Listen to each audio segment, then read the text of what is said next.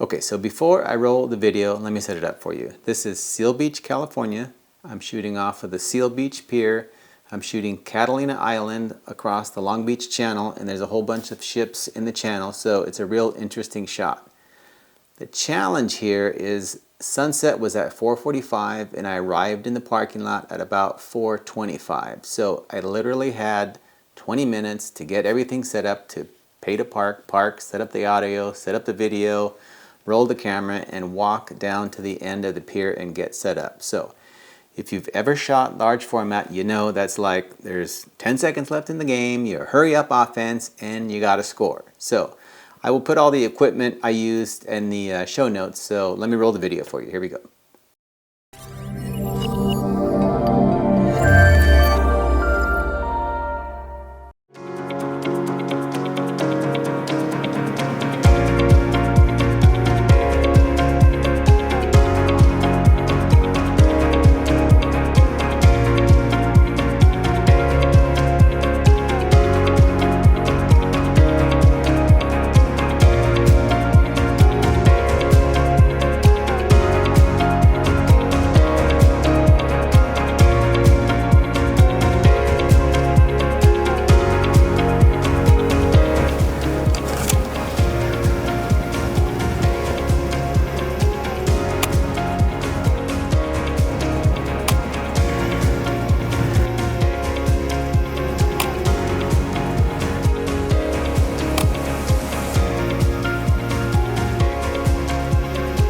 All right, so the sun is down and I took 4 shots, super hurry.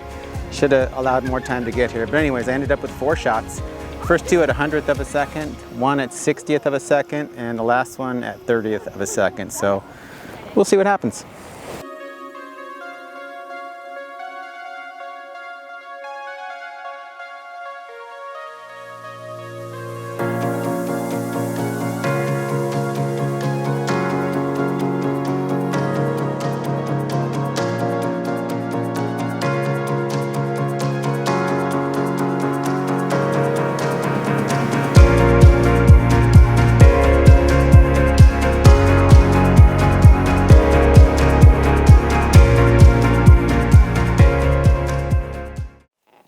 Okay, so as you can see, I did come up with a shot that I liked. That was the 4th shot at a 30th of a second. The prior 2 shots, the 100th and the 60th, were just too thin. The 60th, you could barely make out the ships and the island on the left side of the frame, and the 100th, it was just all the way thin, nothing there but black.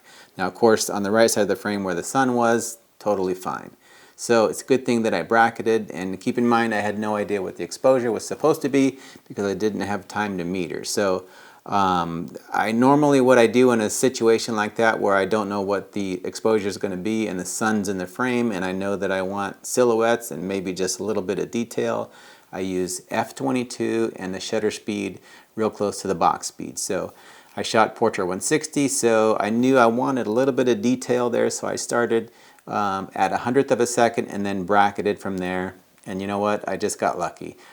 I was pretty sure that I was going to get something as I got to the 60th and the 30th, but I really didn't know, because with sunset shots, you don't know if it's going to be a good shot when the sun hits, you know, just above the horizon, or if it's dipping right at the horizon or just below the horizon. Really hard to tell, because especially where the color is going to be in the clouds, but it came out really, really good. So there was one small technical mistake that I made through all that rushing, and I didn't realize it until after I dropped off the film. I was thinking on the way home, like, uh-oh, I forgot to put the horizon in the middle of the frame. So I leveled the camera left to right and front to back like I always do, but I totally forgot to just use rise and put that horizon right in the middle of the frame. So the good news is I was using 6x12, and that frame is just a little bit too tall for that sort of scene, so I was going to crop it anyway. 6x12 is 1:2, and I want a 1:3 crop, so honestly I should have used 6x17, but I had a few frames left on this roll, so I wanted to use it up, so no big deal. It'll still print. It's going to be, I'm going to send it to drum scan, and it's going to be, it's got to be like 20,000 pixels, so it'll print, you know, 6 feet wide, no problem. So not a big deal. It's still a huge negative, and I'm very happy with it. And editing and color-wise, in case you're wondering, I didn't hardly do anything to it. Just a touch of warmth in Photoshop, and just a hair of saturation, maybe five or six if you're using Lightroom, and just a little bit of warmth, just as I said. So other than that, Portrait 160 did a really good job for that scene. Sometimes Portrait doesn't do good on sunsets, but in this case, I thought it really did a great job. All right, thanks for watching, and I'll see you next time.